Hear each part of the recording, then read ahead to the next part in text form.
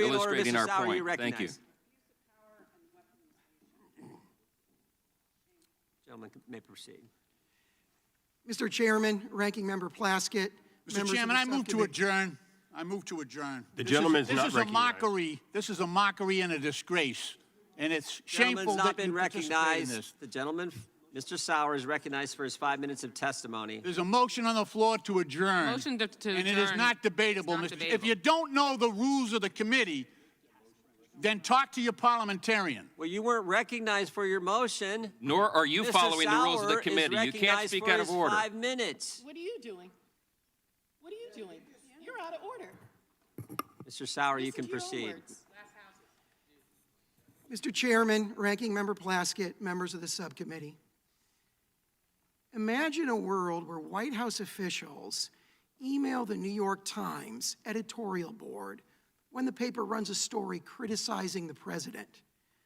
They abuse the paper in profane language and demand that it immediately pull the offending story from its website, while the White House publicly threatens devastating legal consequences if the paper doesn't comply, and it does. Imagine a world where the FBI every month sends all the major booksellers in the United States an encrypted list of the books that the FBI wants them to pull from their shelves that month and burn, and the booksellers comply by burning at least half of those books. Imagine a world where a federal national security agency teams up with a major research university to establish a mass surveillance program of ordinary Americans' political thoughts and opinions.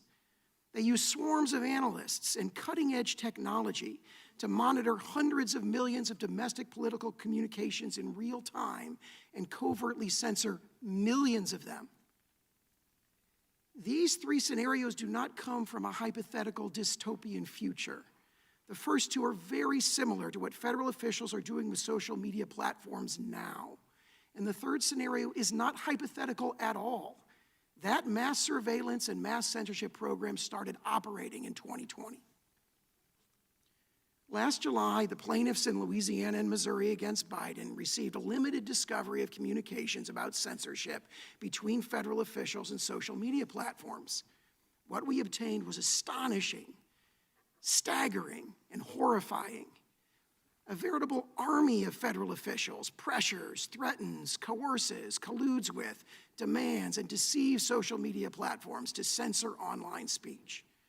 Our evidence shows White House officials badgering social media platforms in private to censor speech that contradicts the White House's preferred narratives, while the president publicly accuses them of, quote, killing people by not censoring enough of ordinary American speech. And the president's spokespeople raise the specter of crippling legal consequences if they don't comply. One major platform responds to White House demands by assuring them, we hear your call to do more, and it scrambles to carry out, quote, what the White House expects from us on misinformation going forward. Our evidence shows federal officials routinely flagging social media posts by ordinary Americans for censorship. It shows federal officials orchestrating elaborate plots of deception to dupe platforms into censoring disfavored speech. It shows federal officials engaging in seemingly endless meetings with the content moderation officers of major platforms to discuss disinformation and censorship.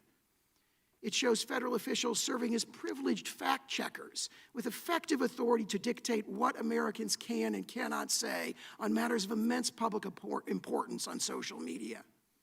And it shows federal officials relentlessly pressuring social media platforms by threatening them with ruinous legal consequences if they do not cave to the federal demands for censorship. Truth is not the goal of this federal censorship enterprise. The censors have been proven wrong again and again, including on politically seismic issues. But each time the censors are proven wrong, the censorship has continued unabated, and it expands. And that is because now, as at every other time in human history, the goal of censorship is not to promote truth. It's to obtain, preserve, and expand political power. Censorship is not necessary to protect Americans' lives, security, or democracy. Systematically violating the most basic civil right of millions of Americans does not make Americans safer or healthier. Federal censorship is not democratic. It stifles the voices of ordinary Americans and places the channels of public debate under the command and control of elites. Censorship inflicts lasting harm on Americans by impeding the pursuit of truth in a free marketplace of ideas. The Supreme Court describes social media as the modern public square. For years, federal officials have been perpetrating a hostile takeover of that modern public square, and this hostile takeover has largely succeeded. Congress should take swift action to banish the federal censors and restore the freedom of speech to social media. I welcome the subcommittee's questions.